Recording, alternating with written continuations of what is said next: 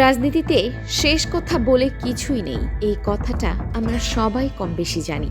কিন্তু বাংলাদেশের রাজনীতিতে যে মুহূর্তের মধ্যে বাতাস কোন দিকে ঘুরে যায় তা বোধহয় চোখের পলক না ফেললে বিশ্বাস করাই কঠিন। কিছুদিন আগেও যে জামায়াতে ইসলামীর হাত ধরে তাদের বিশাল ভোট ব্যাংকের কাঁধে চড়ে নির্বাচনে বাজিমাত করার স্বপ্ন দেখেছিল তরুণদের দল এনসিপি, আজ কেন সেই জামায়াতের সাথেই তাদের সম্পর্কের সুতো টান টান হয়ে ছিঁড়ে যাওয়ার উপক্রম? ভোটের মাঠে জামায়াতের সাথে হাত মিলিয়ে ৩০টা আসনের লড়াই করে যে ৬টা সিটে এনসিপি শেষমেশ হাসি মুখে বাড়ি ফিরেছিল, সেই জয়ের নেপথ্যে আসল কারিগর কারা ছিল? রাজনীতির ঝানু বিশ্লেষকরা কিন্তু চাঁচা ছোলা ভাবেই বলছেন, জামায়াতের সেই অনুগত আর পোড় খাওয়া ক্যাডার বাহিনী অক্লান্ত পরিশ্রম করে নিশ্চিত ভোট ব্যাংক না থাকলে ৬টা আসন তো বহুদূরের কথা। একটি আসনেও এনসিপি প্রার্থীরা জামানত বাঁচাতে পারতেন কিনা তা নিয়ে রীতিমতো সন্দেহ আছে। অথচ অবিশ্বাস্য হলেও সত্যি, যেই বটবৃক্ষের শীতল ছায়ায় বসে রাজনৈতিক জীবনের প্রথম বড় উপহারটা পেয়েছিল এই তরুণরা, আজ নাকি সেই ছায়া ছেড়েই রোদে পুড়তে নামার প্রস্তুতি নিচ্ছে তারা। কিন্তু কেন? হঠাৎ কি এমন হলো যে জামায়াত এনসিপির সম্পর্কের মাঝে এমন বিষাক্ত ফাটল ধরল? আপনার কি মনে হয় দর্শক? কমেন্টে জানিয়ে ফেলুন। জুলাইয়ের সেই ঐতিহাসিক ছাত্র জনতার গণ অভ্যুত্থানের পর সারা দেশ জুড়ে এনসিপির যে আকাশ ছোঁয়া জনপ্রিয়তা আকাশ ছুঁয়েছিল, সেই জোয়ার এখন ভাটায় রূপ নিচ্ছে। সিলেটের মাঠে সার্জিস পাটোয়ারির মতো পরিচিত মুখদের প্রকাশ্যে ক্ষোভের মুখে পড়া কিংবা হেনস্থার শিকার হওয়া ঝরে পড়া জনপ্রিয়তারই করুণ প্রতিচ্ছবি। অন্যদিকে এই উত্তপ্ত পরিস্থিতিতেও জামায়াতে ইসলামী একেবারে বরফের মতো ঠান্ডা। তরুণদের উত্তাল আবেগের সামনে জামায়াতের এই সুগভীর রাজনৈতিক চালে বাংলাদেশের রাজনীতির রাজপথে আগামী দিনে এক ভয়ঙ্কর খেলা জমে উঠতে চলেছে। মূল গল্পে যাওয়ার আগে একটু পেছনের দৃশ্যটা ঝালিয়ে নেওয়া যাক। ত্রয়োদশ জাতীয় সংসদ নির্বাচনের ঠিক মুখে মুখে ইসলামপন্থী আর সমমনা রাজনৈতিক দলগুলো এক সুতোয় বাঁধার জন্য জামায়াতে ইসলামী এক মাস্টার প্ল্যান হাতে নিয়েছিল, যার নাম ছিল ওয়ান বক্স পলিসি। উদ্দেশ্য ছিল একটাই, ভোট যেন এক বাক্সেই পড়ে।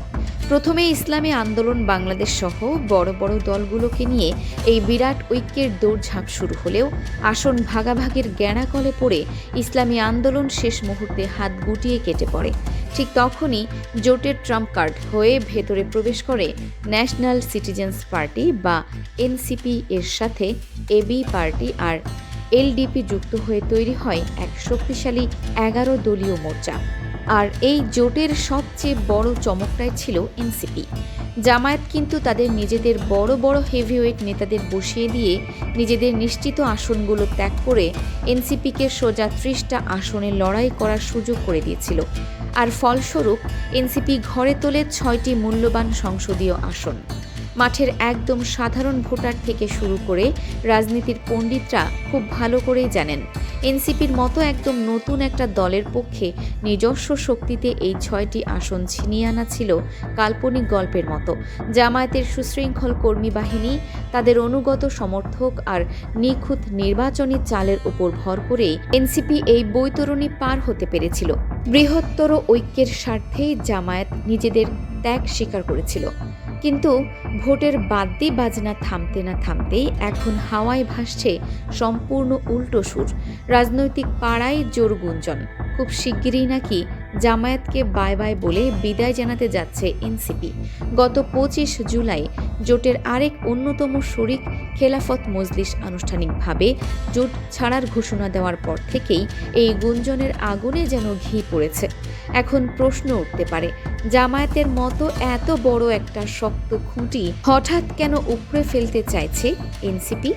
এটা কি তাদের রাজনীতির চরম অপরিপক্কতা, নাকি আত্মঘাতী কোনো বোকামি? ভেতরের খবর কিন্তু অন্য কথা বলছে। এনসিপির নীতি নির্ধারকরা নাকি মনে করছেন, জামায়াতের মতো একটা সুবিশাল আর গ্যাট হয়ে বসা অভিভাবক দলের ছায়ায় থাকলে তাদের নিজেদের স্বতন্ত্র আলো কখনোই ফুটবে না। তারা কোনো বড় দলের ছোট ভাই বা লেজুর বৃত্তি করে বেঁচে থাকতে রাজি নন, বরং নিজেদের নেতৃত্বে এক স্বাধীন ও বিশাল জাতীয় শক্তি হিসেবে রাজনীতিতে নিজেদের অস্তিত্ব জানান দিতে চান। আর এই শক্তি পরীক্ষার প্রথম মহড়া হিসেবে সামনে থাকা 5টি সিটি কর্পোরেশন নির্বাচনকেই তারা একদম পাখির চোখ করেছেন। ইতোমধ্যেই তারা ঢাকার রাজপথ কাঁপাতে ঢাকা দক্ষিণে দলের চেনা মুখ আসিফ মাহমুদ সজীব ভূঁইয়া এবং ঢাকার উত্তরে সিনিয়র যুগ্ম আহ্বায়ক আরিফুল ইসলাম আবিদকে মেয়র প্রার্থী হিসেবে মাঠের লড়াইয়ে নামিয়ে দিয়েছেন। প্রকাশ্যে দলের হেভিওয়েট নেতারা জোট ভাঙার খবর পুরোপুরি স্বীকার না করলেও ভেতরে ভেতরে যে তারা একলা চলো নীতিতে পা বাড়িয়েছেন তা এখন একদম স্পষ্ট। কিন্তু কৌতূহলের বিষয় হলো এনসিপির এই একলা চলো চাল কি বর্তমান রাজনীতির উত্তাল সমুদ্রে টিকে থাকতে পারবে? সিলেটের সেই সাম্প্রতিক ঘটনায় প্রমাণ করে সোশ্যাল মিডিয়ার লাইক, কমেন্ট আর বাস্তব রাজপথের কঠিন রাজনীতি কখনো এক জিনিস নয়। রাজনীতিতে অতিরিক্ত আত্মবিশ্বাস কিন্তু অনেক বড় বড় বীরকেও ধুলোয় মিশিয়ে দিয়েছে। জামায়াতকে ছাড়া সিটি কর্পোরেশন নির্বাচনে নেমে যদি ভরাডুবি হয়, তবে সেই আঘাত সামলে এনসিপির রাজনীতিতে ঘুরে দাঁড়ানো হয়তো অসম্ভব হয়ে পড়বে। সবচেয়ে মজার বিষয় হলো জামায়াতের সাথে দূরত্ব বাড়িয়ে এনসিপি এখন যে নতুন সমীকরণের পেছনে ছুটছে সেটিও কিন্তু কম বিপজ্জনক নয়। গত 16 জুলাই চট্টগ্রামের ফটিকছড়ির বাবুনগর মাদ্রাসায় হেফাজতে ইসলামের আমির আল্লামা শাহ মুহিবুল্লাহ বাবুনগরীর ডাকে কওমি ঘরানার 7টি দলের শীর্ষ নেতাদের এক গোপনীয় বৈঠক বসে। সেখানে আগামী 3 আগস্টের মধ্যে রাজনৈতিক ঐক্যের লিখিত প্রস্তাব জমা দেওয়ার আহ্বান জানানো হয়েছে।